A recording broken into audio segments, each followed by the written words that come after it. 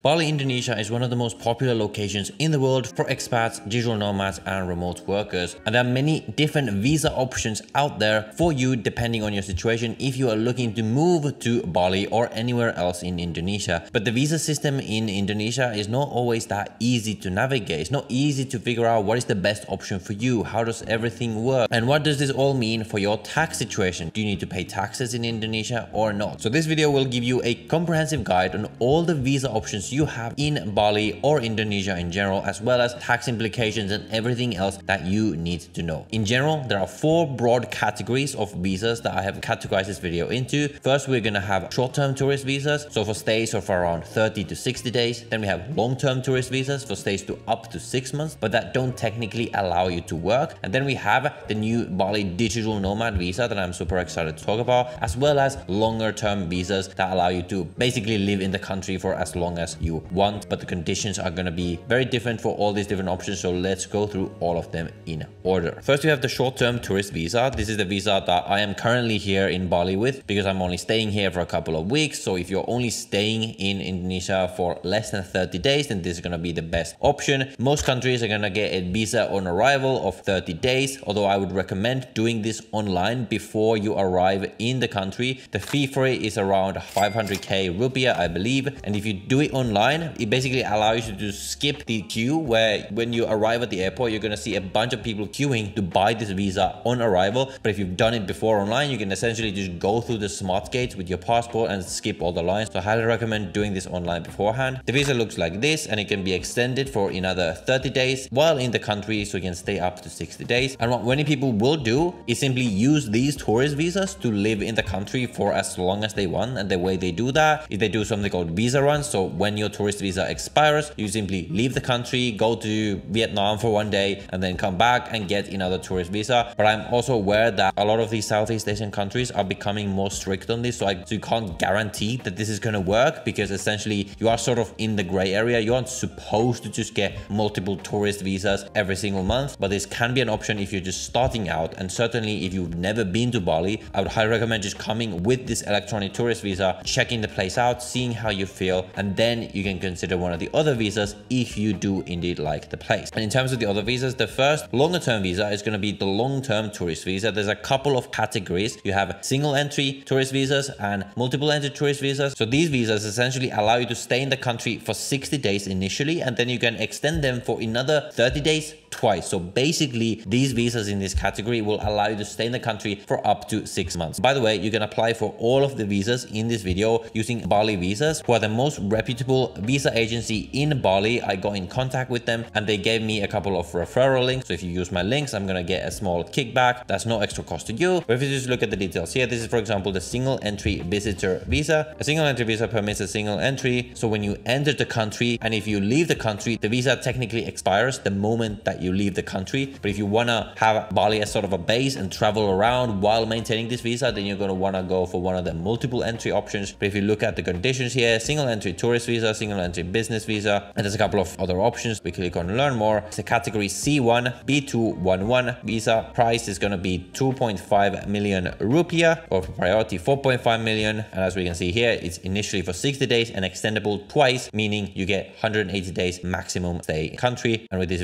visa you can do tourism, visit family, friends, attend meetings, blah blah blah, but you cannot technically perform paid work. Now people do still use this visa probably to do that, but technically you can't do it. And in terms of requirements, all you really need to show is a personal bank statement showing a minimum equivalent amount of $2,000, and you need to have that amount on your account for the past 3 months. So that is all you need to prove to be able to get this visa. So I guess the benefit of this is that it's very easy to get. As long as you have this amount, you can get these visas. And over here we have the multiple entry versions of essentially the same visas. It's going to cost 4.3 million rupiah for 1 year, and for 2 years 7.8 million. And with these visas you can get another one if you just leave the country after one of these expires and then come back. So you could technically use these as well to just live in the country for as long as you want. But for most people, if you are an online entrepreneur, remote worker, digital nomad, you're probably going to be doing work in the country. And with these tourist visas, although again people do it, you're technically not supposed to do it. So the best option for most people to absolutely do everything by the book is gonna be the remote worker digital nomad branded visa E33G. It's quite a new visa. I believe it was only launched in February of 2024, and this is a visa that is the same visa that I will actually be applying for myself if and when I do end up spending extended time